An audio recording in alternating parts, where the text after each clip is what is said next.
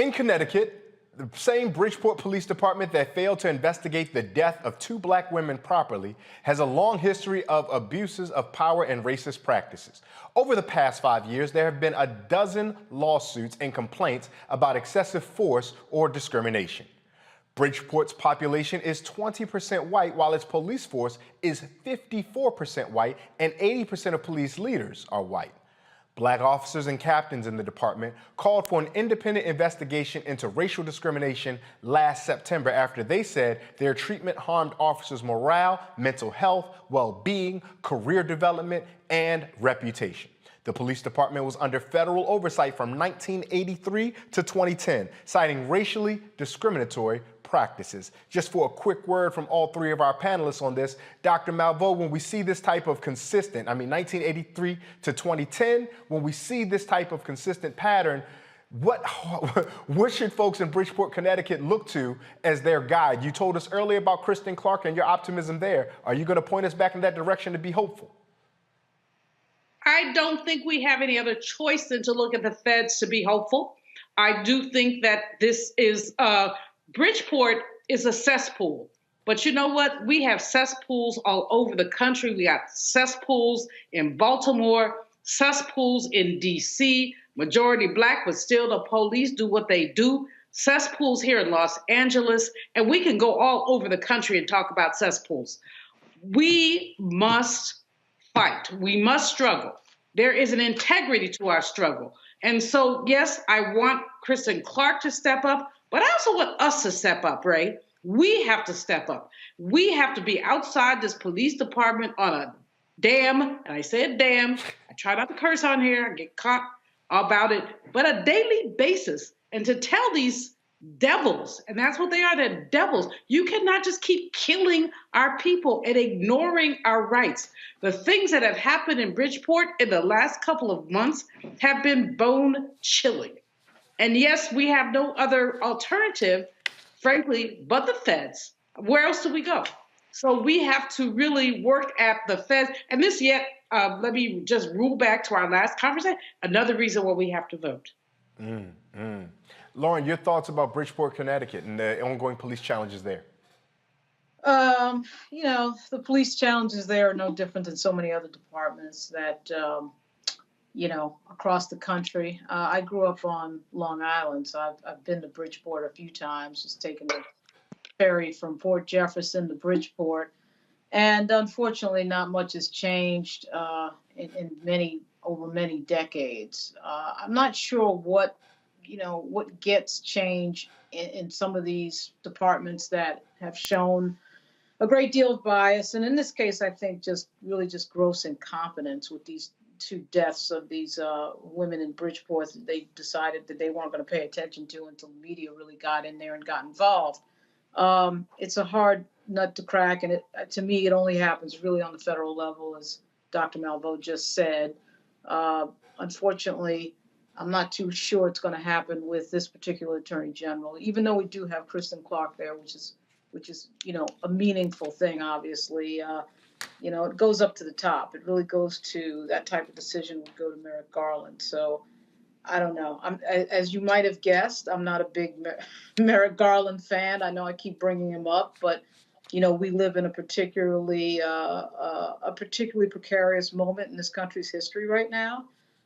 With the Capitol being attacked and what we're seeing out of this time of Donald Trump and his supporters getting bolder and bolder, and you need somebody up at the top, quite frankly, who will take all that on. And I don't think that that's going to be Merrick Garland. So something like Bridgeport, Connecticut is going to be harder to change with somebody that has no forceful leadership at the top. And Reverend Carr, your thoughts? Yeah, I think it's all about perspective.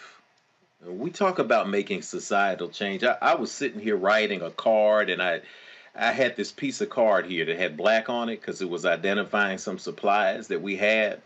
And I was sitting there thinking about this as it relates to us. And I thought about what systemic racism is. As a system, there's a machine that has been created whose job it is to cut through. And it begins to cut through us. We try to piece things together by small things like diversity initiatives. So if we're not cautious, we end up changing the hand that is operating the scissors. But because the scissors are created with one particular function in mind, it doesn't matter who the operator of the machine is if the machine is still performing the same task.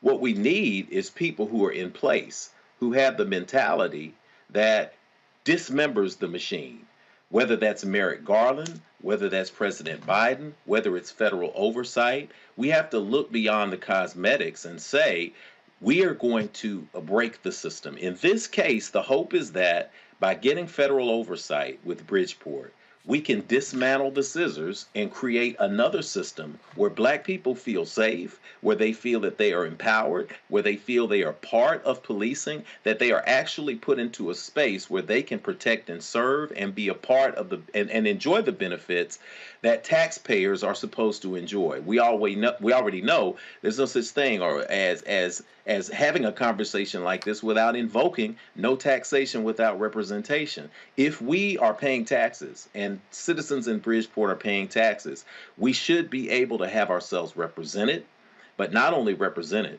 but our interests represented as well. So it is our hope that the federal government will come in here.